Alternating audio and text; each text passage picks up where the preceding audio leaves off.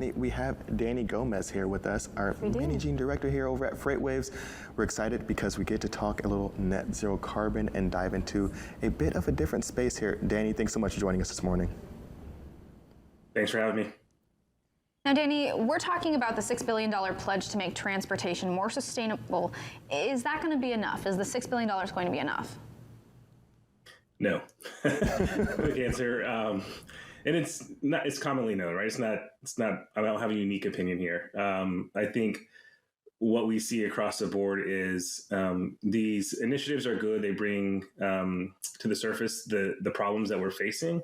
It hopefully sends a signal to the state that the federal government finds it important for them to be doing things to help emissions. So it's a signal. It's not a market signal. It's a policy signal, which is helpful. And we need that signal to spur innovation and then create opportunities for businesses to be profitable and to also create its own contribution to the problem. But I think what we commonly know across the space is that it's going to be really hard for us to achieve our goals. And every country, not every company, but a lot of companies are making targets that are ambitious, and that's good because it forces us to try to meet those goals. Unfortunately, we probably won't hit all our goals, and I think the U.S. is a little behind on theirs. But I see this as really just a strong signal to really to the people of America that the administration is serious about this and that they're willing to incentivize the states to make investments in emission reductions and to do it in a way that is socially responsible. And so those two things are huge for me, that it's, it is the reduction, but it's doing it in a responsible way, because I think what we've seen historically is that typically marginalized communities end up bearing the brunt of some of these things. So I think what has happened during COVID, not only with policy, but with corporations, is that we're ESG, right, isn't just about emission reductions. It's about being a company that is a good steward and is understanding their impact and looking to have a better impact on the world as they look to make profit. So I think this is all positive, but yes, it is. It will need more than just this. And Danny, one of the things that kind of pops into my mind, of course, as an economy is going to be incentives. I mean, what incentivizes people to make some of these changes? What's going to incentivize some of these companies and corporations? And so one of the big things that seems to be happening is that there is incentives tied to a lot of publicly traded companies, executives, bonuses and things like that. Do you see this as going to be one of the big pushes forward to really making sure that we are continuing to really kind of keep this top of mind and not just really cutting corners here because maybe the net zero carbon option is going to be a little bit less, expensive on our budgets here?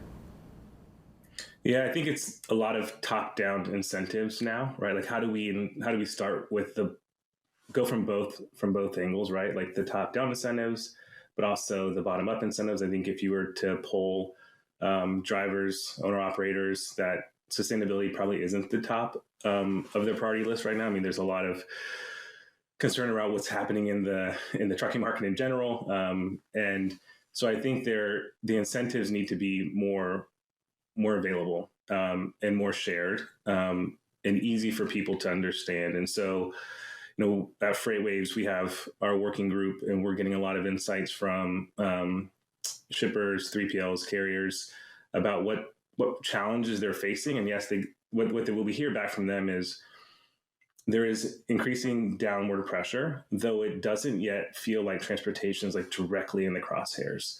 And so there is this challenge of getting ahead of that pressure, right? Like generally speaking, it feels very broad at this point, like reduce emissions. It's a very broad statement. And I think what's happening now, what's really important is understanding what our contributions are individually and as companies, and really starting to measure that impact, figuring out ways that it's smart to invest, right? I think what's happening a lot is that there's, it's easy to point to EV, or it's, maybe appealing to point to EV because it makes headlines. But that's not always the case. Convoy is a really good example of someone who says, focus on empty miles. There's a real inefficiency that's happening in supply chains today that we can solve for. And so I think that is important. So do the hard work to figure out what's happening, create the incentives within your organization to incentivize the people who are kind of on the front lines. And I think as an industry, what we could do in FreightWaves,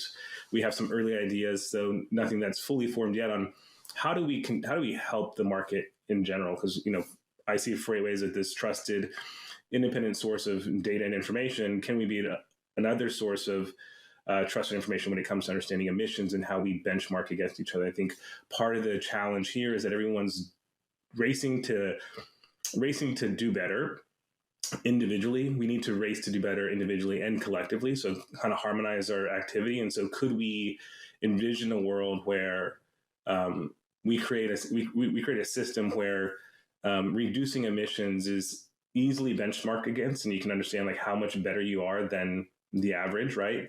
And then incentivize people and recognize those efforts at the most granular level. I think, Anthony, that's when we get to a place where you see rapid change and adoption, and where everybody understands their impact. Everybody gets rewarded for the thing that they do, and as a industry, we make it easier for people to not only understand where the pain points are, but where they need to make the investments, and do it in a way that isn't so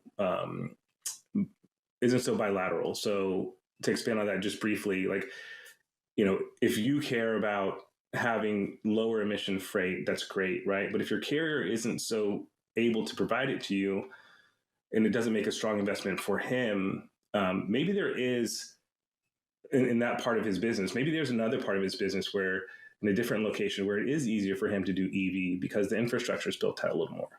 But maybe the carriers that he's working for over there don't care so much at this moment about those environmental attributes. Can we create a system where he does better over here, and then he can pass those environmental attributes to you?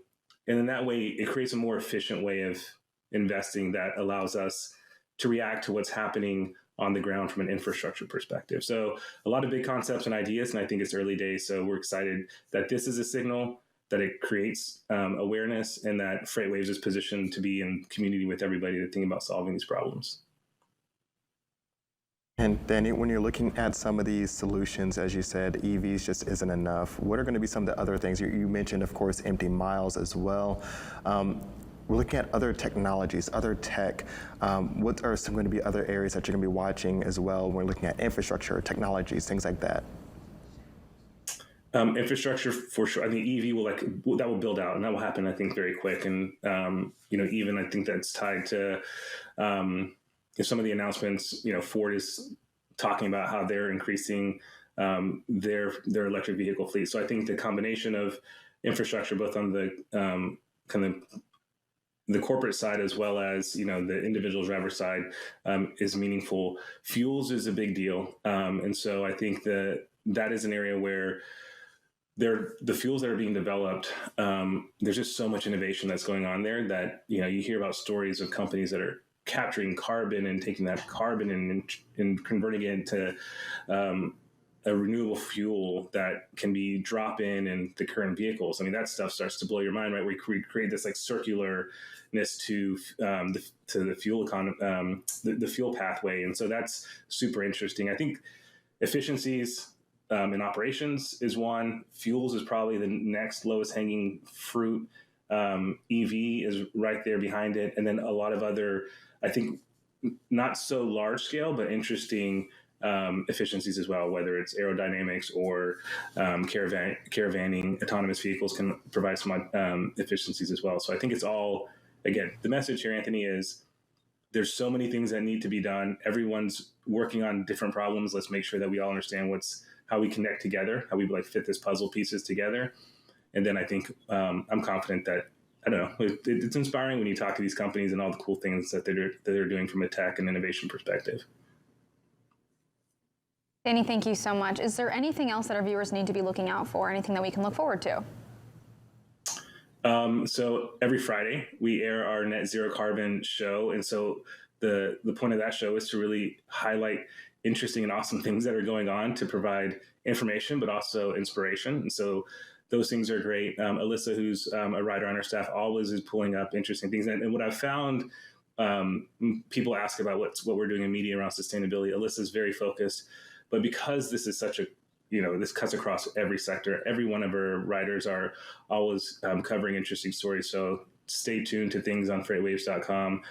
Stay tuned to our Net Zero podcast. And if you plan on being at the Future Supply Chain next week, please find me. I'd love to find out what's going on in and around other parts of the industry and the world. Awesome. Danny, thank you so much for joining us this morning. It's always great having you on for this Net Zero segment, brought to you by, of course, Convoy. We'll check in with you again a little bit later. Awesome. Thanks. Thank you so much. Now we are actually going to toss on over to our next carrier update.